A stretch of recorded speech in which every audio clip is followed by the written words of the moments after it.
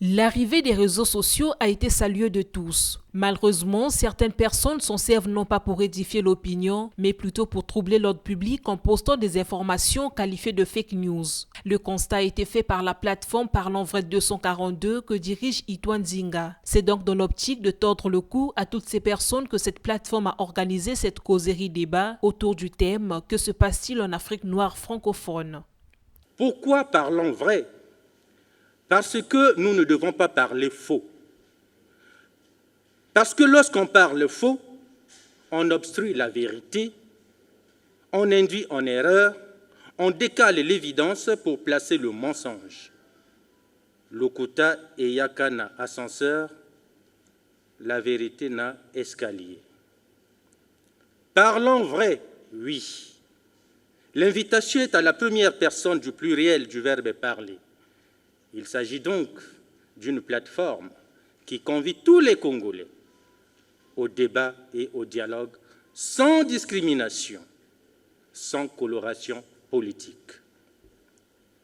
Chers invités, autrefois, le débat était réservé aux élites.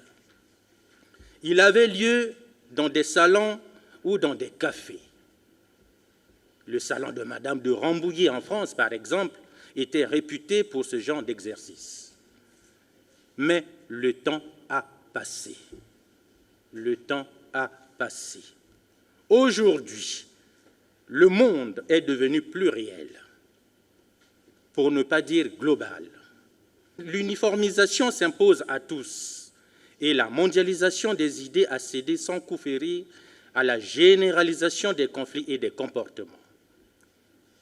Par le biais des technologies de l'information et de la communication, le monde s'impose dorénavant au monde, les idées sont vulgarisées, les comportements sont bousculés et l'homme est contraint de bouger avec le monde qui bouge, de sortir de son microcosme pour emboîter le pas à la culture de l'universel. C'est pour cette raison que nous, plateforme Parlons Vrai 242, sommes sortis des sentiers battus pour rendre le débat horizontal en associant aussi bien des universitaires que des faiseurs d'opinion. Aujourd'hui, l'Afrique noire francophone bouge. L'Afrique noire francophone brûle. C'est une évidence. Les médias étrangers relayent en boucle les images des coups d'État dans nos pays africains.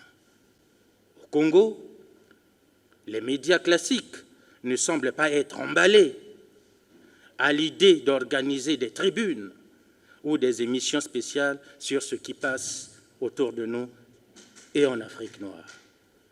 Profitant de cette absence, les réseaux sociaux s'en vont debout. Ils jouent la sonate des événements, distillant par la même occasion la bonne et la fausse information. Sur ces entrefaites, nous, plateforme Parlons Vrai 242, avons pris notre courage à bras-le-corps comme de vrais hommes en organisant cette réunion pour arracher l'ivraie de la plantation. Les deux exposants qui se sont succédés ont épilogué sur les aspirations des peuples et sur l'appartenance à la patrie. Des sous-thèmes qui ont suscité des débats à bâtons rompus entre eux et les influenceurs présents dans la salle. Aucun pays africain s'est développé avec les coups d'État. Donc il faut quelques repères historiques. Alors il y a beaucoup d'opportunisme dans cette affaire, mais attention. Attention, parce que l'on sait sur quoi on va danser avec le coup d'État, mais on ne sait pas ce qui arrivera. Donc, moi je dirais à mon ami Ondele Kanga, je ne suis pas d'accord avec lui sur les coups d'État. Je sais que les voies électorales sont quelquefois bouchées, ça frustre, mais le combat démocratique, c'est le combat. C'est-à-dire qu'il faut continuer à se battre pour que ces voies-là soient débouchées. De ce point de vue, je suis assez d'accord avec Asie Dominique de Marseille. Il faut respecter la norme jusqu'au bout, et de part et d'autre.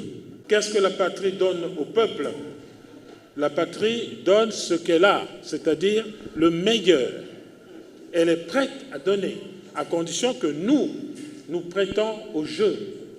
La patrie ne vous donne que ce que vous lui donnez. Vous voulez être assis à cracher sur la patrie, à brûler le drapeau, à huer sur le nom du Congo, et vous attendez à ce qu'on vous donne à manger avec des cuillères en or. Ça ne marche pas comme ça. Les réseaux sociaux ont laissé entendre certains influenceurs sont importants lorsqu'elles sont utilisées à bon escient. Nous sommes en démocratie. Nous avons un instrument important aujourd'hui, ce sont les réseaux sociaux. C'est un couteau à plusieurs tranchants, pas seulement double, à plusieurs tranchants. Nous, en tant que patriotes, nous devons utiliser cet instrument avec beaucoup de parcimonie. Les réseaux sociaux ne doivent pas nous servir de faire du n'importe quoi, tel que nous constatons. Aujourd'hui, je tiens à condamner, sinon à rappeler nos frères qui sont à l'extérieur du pays. Là où ils sont, ils ne sont pas chez eux. Chez eux, c'est ici. Alors, lorsqu'ils passent sur les réseaux sociaux pour inciter la population, pour diffuser des messages qui ne sont pas bons à l'endroit de la population, je crois qu'ils n'arrangent rien. Au contraire, ils participent à la destruction de notre pays. Le président de la plateforme Parlons Vrai 242, Itouane Zinga, a promis organiser une autre rencontre dans un délai raisonnable.